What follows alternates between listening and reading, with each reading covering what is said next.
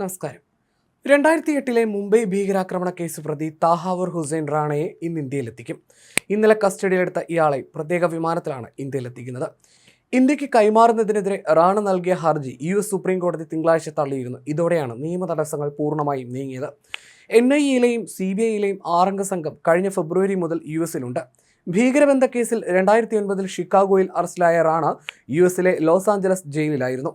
ഉച്ചയോടെ താഹാവൂർ റാണയെ ഡൽഹിയിൽ എത്തിക്കുമെന്നാണ് ദേശീയ മാധ്യമങ്ങൾ റിപ്പോർട്ട് ചെയ്യുന്നത്. ഡൽഹിയിലെത്തിയ ഉടൻ റാണയെ ദേശീയ അന്വേഷണ ഏജൻസി അറസ്റ്റ് ചെയ്യും.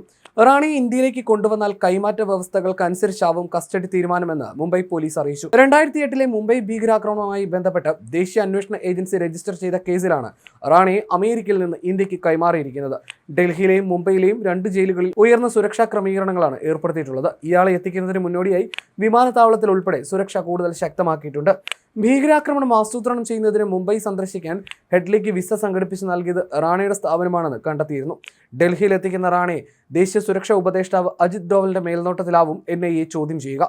ഡൽഹി തിഹാർ ജയിലിലും മുംബൈ ആർദർ റോഡ് ജയിലിലും റാണയെ പാർപ്പിക്കാൻ കനത്ത സുരക്ഷയും മറ്റ് ക്രമീകരണങ്ങളും ഒരുക്കിയിട്ടുണ്ട്. ആർദർ റോഡ് ജയിലിലായിരുന്നു അജ്മൽ കസബിനെയും പാർപ്പിച്ചിരുന്നത്.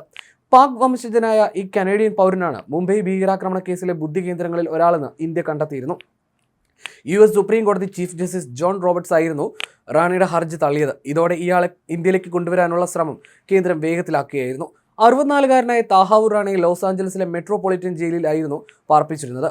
പാക് വംശജനും മുസ്ലിം വിശ്വാസിയുമായതിനാൽ ഇന്ത്യയിൽ പീഡിപ്പിക്കപ്പെടാൻ സാധ്യതയുണ്ടെന്നായിരുന്നു 64-കാരനായ റാണയുടെ വാദം. തനിക്ക് വിവിധ അസുഖങ്ങളുണ്ടെന്ന റാണയുടെ വാദമൊന്നും കോടതി പരിഗണിച്ചില്ല.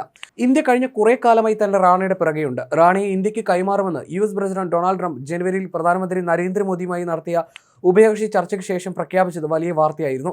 വളരെ അപകടകാരിയായ ഒരു മനുഷ്യനെ US ഇന്ത്യക്ക് കൈമാറുകയാണെന്നായിരുന്നു ട്രംപ് പറഞ്ഞത്. ഈ നിലപാടിനെ അഭിനന്ദിച്ച മോദി ട്രംപിന് നന്ദി പറയുകയും ചെയ്തിരുന്നു.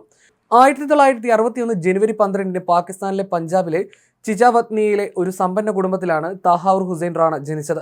ബന്ധുക്കളെല്ലാവരും ഉന്നത വിദ്യാഭ്യാസം നേടിയവരും സമൂഹത്തിൽ നിലയും വിലയും ഉള്ളവരുമായിരുന്നു. പിതാവ് ലാഹോറിനടുത്തുള്ള ഒരു ഹൈസ്കൂൾ പ്രിൻസിപ്പലായിരുന്നു. റാണയുടെ സഹോദരന്മാരിൽ ഒരാൾ പാകിസ്ഥാൻ സൈനിക ആശുപത്രിയിലെ മനോരോഗ വിദഗ്ധനും എഴുത്തുകാരനുമാണ്. മറ്റൊരാൾ കനേഡിയൻ രാഷ്ട്രീയ പത്രമായ ദി ഹിൽ ടൈംസിലെ പത്രപ്രവർത്തകനാണ്. സ്കൂൾ കാലം തൊട്ട് തന്നെ ഡേവിഡ് കോൾമാൻ ഹെഡ്ലി റാണയുടെ അടുത്ത സുഹൃത്തായിരുന്നു. ദാവൂദ് സെയ്ദ് ഗിലാനി എന്നാണ് ഹെഡ്ലിയുടെ യഥാർത്ഥ പേര്. ഹെഡ്ലിയുടെ മാതാവ് അമേരിക്കൻ വംശജയും പിതാവ് പാകിസ്ഥാനിയുമാണ്. മിലിറ്ററി റെസിഡൻഷ്യൽ കോളേജായ ഹസൻ അബ്ദാൽ കാഡറ്റ് കോളേജിൽ പഠിക്കുന്നതിനിടയിലാണ് ഹെഡ്ലിയുമായി റാണ കൂടുതൽ അടുപ്പത്തിലാവുന്നത്. എപ്പോഴും ഒന്നിച്ചുള്ളതിനാൽ ഇവർ സഹോദരങ്ങളാണെന്നും പലരും സംശയിച്ചു. ഇരുവരും തമ്മിൽ സ്വർഗാനുരാഗ ബന്ധം വരെ ചിലർ സംശയിച്ചിരുന്നതായി സ്കൈ ന്യൂസ് റിപ്പോർട്ടിൽ പറയുന്നു. ലഷ്കർ-ഇ-തൊയ്ബ ആസൂത്രണം ചെയ്ത മുംബൈ ആക്രമണത്തിന് തലച്ചോറായി പ്രവർത്തിച്ചത് ഡേവിഡ് കോൾമാൻ ഹെഡ്ലിയാണെന്നും അതിനെല്ലാം സഹായം ചെയ്തു കൊടുത്തത് താഹാവൂർ ഹുസൈൻ റാണയാണെന്നുമാണ് റോയും NIA അടക്കമുള്ള ഇന്ത്യൻ ഏജൻസികൾ കണ്ടെത്തിയത്. ചോദ്യം ചെയ്യലിൽ റാണ മുംബൈ ആക്രമണകാലത്ത് നഗരത്തിൽ പോയിരുന്നുവെന്നും താജ് ഹോട്ടൽ സന്ദർശിച്ചിരുന്നുവെന്നും കണ്ടെത്തിയിട്ടുണ്ട്. റാണ 2008 നവംബർ 11 മുതൽ 21 വരെ ഇന്ത്യയിൽ തുടർന്നതായി മുംബൈ പോലീസ് സമർപ്പിച്ച കുറ്റപത്രത്തിലും പറയുന്നുണ്ട്. റാണയ്ക്കെതിരെ 400-ലധികം പേജുകളുള്ള കുറ്റപത്രം മുംബൈ കോടതിയിൽ സമർപ്പിക്കപ്പെട്ടിരുന്നു. റാണയുടെ സ്ഥാപനത്തിന്റെ മുംബൈയിലെ ശാഖയാണ് ഭീകരർക്ക് ഒത്താശ ചെയ്തതെന്നും അന്വേഷണ സംഘം കണ്ടെത്തിയിരുന്നു.